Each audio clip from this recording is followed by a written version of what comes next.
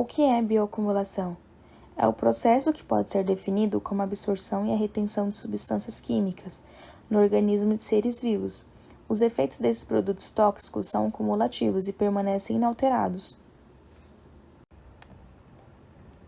Como ocorre a bioacumulação? A bioacumulação tende a aumentar à medida que temos um nível trófico mais elevado na cadeia alimentar. Sendo assim, os organismos que estão no topo da cadeia alimentar apresentam mais acúmulo de substâncias, uma vez que acumulam também a substância presente nos organismos que servirão de alimento. Os metais perigosos contidos na lama são poluentes persistentes, ou seja, não são destruídos. Após a lama atingir o rio, alguns metais, incluindo o cromo, foram acomodados no fundo, em um processo de sedimentação. O sedimento contaminado no fundo do rio pode ser ressuspendido pelo próprio movimento das águas ou por chuvas intensas, por exemplo, e ser transportado para outros lugares, inclusive em casos de inundações, podendo aumentar a área contaminada. Os organismos que assimilam esses metais tóxicos não os metabolizam e os eliminam. Dessa forma, esses resíduos tornam-se cada vez mais concentrados em seus tecidos. Como podemos observar na imagem ilustrativa, a gente tem o rio, com a água contaminada, os seres autótrofos, que são os produtores. Logo em seguida, como consumidor primário, a gente tem os plânctons, que se alimentam desses seres autótrofos. Em segundo lugar, a gente tem os consumidores secundários, que são os peixes pequenos, que se alimentam dos plânctons. E em terceiro lugar, a gente tem os peixes grandes, que são os consumidores terciários, que se alimentam dos peixes pequenos. E por último, o ser humano, que pesca o peixe maior para se alimentar. Os peixes possuem uma alta capacidade de bioacumular metais em seus órgãos, mas a bioacumulação depende de fatores como o tamanho do animal, hábitos alimentares e formas de reprodução. A alta concentração dos metais nos peixes causa alterações morfológicas, fisiológicas e comportamentais. A partir da ingestão de peixes contaminados, os metais pesados são transferidos para os humanos e podem causar sérios danos à saúde. O que é biomagnificação? Biomagnificação nada mais é do que o acúmulo de substâncias de acordo com o nível trófico na cadeia alimentar do indivíduo, ou seja, aqueles que estão em maior nível na cadeia alimentar terão um maior número de bioacumulação. Podemos observar assim, fazendo uma relação com Brumadinho, em que os rios que foram contaminados com os dejetos metálicos devido ao estouro da barragem, logo foram se acumulados nos peixes, e quando os pescadores os pescavam e os utilizavam como alimento, nestes pescadores o nível de acúmulo de substâncias tóxicas era maior do que o convencional, ou seja, ao consumir mais de um peixe, o acúmulo ia se empilhando, ocorreu um efeito de empilhamento, ou seja, um peixe com 10% de toxicidade, mais um peixe com 10%, esse acúmulo se transformava em 20%. Há 2 anos e meio, em Brumadinho, uma barragem se rompeu. Vários tipos de rejeitos foram liberados após o desastre. Muitos metais pesados e perigosos para a saúde. O mar de lama, depois do rompimento da barragem da mina Córrego do Feijão, em Brumadinho, oferece riscos à saúde dos moradores na região e também ao meio ambiente. Esses rejeitos de mineração são resultados do processo de separar o minério de ferro bruto de impureza sem valor. É a sobra que contém restos de minério. Os rejeitos que se misturam à lama, entre eles metais como ferro, alumínio, magnésio, em quantidade muito grande, além de metais mais tóxicos em maior quantidade, como cromo, chumbo, arsênio e níquel. O maior risco à saúde da população de Brumadinho, contanto, poderá não ser percebido agora, mas com o tempo, a exposição prolongada a metais pesados leva a uma acumulação desses elementos no organismo dos seres vivos. Quando esses rejeitos são liberados e entramos em contato com o mesmo, por meio de inalação, por exemplo, vários sintomas se apresentam, podendo causar irritação no trato respiratório, dificuldade respiratória e edema pulmonar não cardiogênico, além de sensibilização pulmonar, asma e levar até o câncer. Ao entrar em contato com peles e olhos, poderá causar lesões crônicas graves, queimaduras orais e esofágicas, dermatite, úlceras nasais e entre outras. A ingestão pode causar gastroenterite hemorrágica aguda.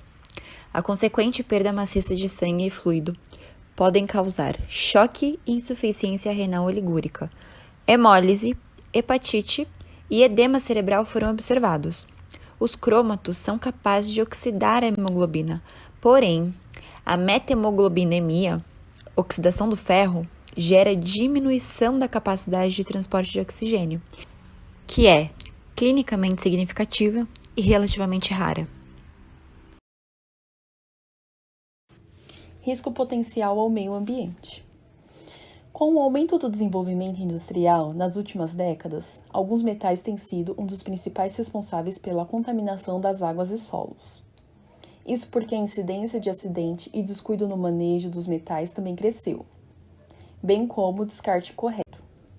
No solo, há o assoreamento e a perda de fertilidade. Com o desastre da barragem B1 do complexo da mina do Córrego do Feijão, em Brumadinho, Minas Gerais, causou danos incalculáveis ao meio ambiente. Um grande volume de lama atingiu a vegetação remanescente da Mata Atlântica, considerado um dos biomas de maior biodiversidade. A água antes consumida por animais diretamente no rio se tornou imprópria para consumo e reduziu a disposição de oxigênio na água, o que afetou em cheio plantas e animais aquáticos. E, além disso, o solo afetado tem uma grande chance de ter suas características alteradas, já que ao secar, a lama formará uma camada dura que afetará a fertilidade da terra. Nesse cenário, ocorre forte migração de pássaros e, consequentemente, elevação da presença de insetos, muitos deles transmissores de doenças. A tendência é um aumento de epidemia nas áreas rurais e, ao longo dos anos, nós teremos o surgimento de plantas, mas não com a mesma composição da flora que nós tínhamos originalmente. A pluma de rejeitos espalhou vários metais dissolvidos, como cromo e mercúrio, ao longo do rio Paraopeba, alcançando até o rio São Francisco. Devido ao potencial de bioacumulação nos organismos e biomagnificação na cadeia trófica, os metais são elementos perigosos ao meio ambiente e à população ribeirinha, e por isso necessitam de acompanhamento e investigação de seus impactos. Dessa forma, o sistema de teste de Allium-Cepa como bioindicador pode ser usado para avaliar o potencial tóxico desses contaminantes no ecossistema. Os resultados indicaram que os metais diminuem a taxa de germinação das sementes, interferem no ciclo celular e induzem aberrações cromossômicas, principalmente a solução composta com metal. Mesmo as menores concentrações permitidas em legislação causaram efeito citogenotóxico, evidenciando o elevado potencial de resposta do teste de toxicidade em sementes, mostrando então a fragilidade da legislação brasileira em relação às concentrações permitidas e ao efeito sinérgico de misturas. Através desses resultados, pode-se inferir que a utilização da área afetada pela lama deve ser evitada ao máximo e o uso desse tipo de ensaio ecotoxicológico intensificado. A biorremediação é uma tecnologia que utiliza os micro-organismos vivos para transformar os contaminantes em substâncias de baixa ou nenhuma toxicidade. Dentro dela, nós temos duas maneiras de realizar esse processo.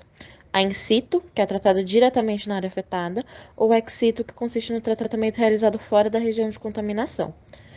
Na in situ, nós temos a seguinte forma: a atenuação natural, que é a ação de biodegradação natural realizada pelos organismos presentes no local contaminado.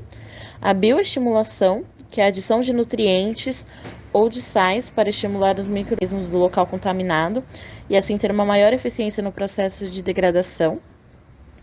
A bioaumentação, que é a adição de micro-organismos selecionados com alto potencial de degradação do poluente no local contaminado. A bioventilação, que é a adição de gases que estimulam na atividade de degradação realizada pelos micro-organismos no local contaminado. E na ex situ, nós temos a seguinte forma: a compostagem, que é o solo contaminado, ele é levado para o local de tratamento e empilhado, controlando as condições físicas e químicas, para assim ele otimizar o processo de degradação pelos micro-organismos. E temos os bioreatores, que é o material contaminado, ele é colocado em grandes tanques de degradação do poluente e uma grande quantidade de água. Aí há o controle e a otimização das condições ambientais de pH, temperatura e aeração. Esse processo, ele além de sustentável, ele é o mais barato entre os outros tipos de tratamento. E eles podem ser utilizados em locais de difícil acesso, além de evitar o risco de contaminar outros ambientes ao realizar o tratamento. Fitorradiação. A tecnologia de fitorradiação consiste no uso de plantas com poder de acumularem as substâncias poluentes. As plantas retiram os elementos do solo e transferem para si mesmas. Essa seria uma alternativa para limpar a área do solo afetada pela lama de forma mais rápida, levando cerca de 10 anos.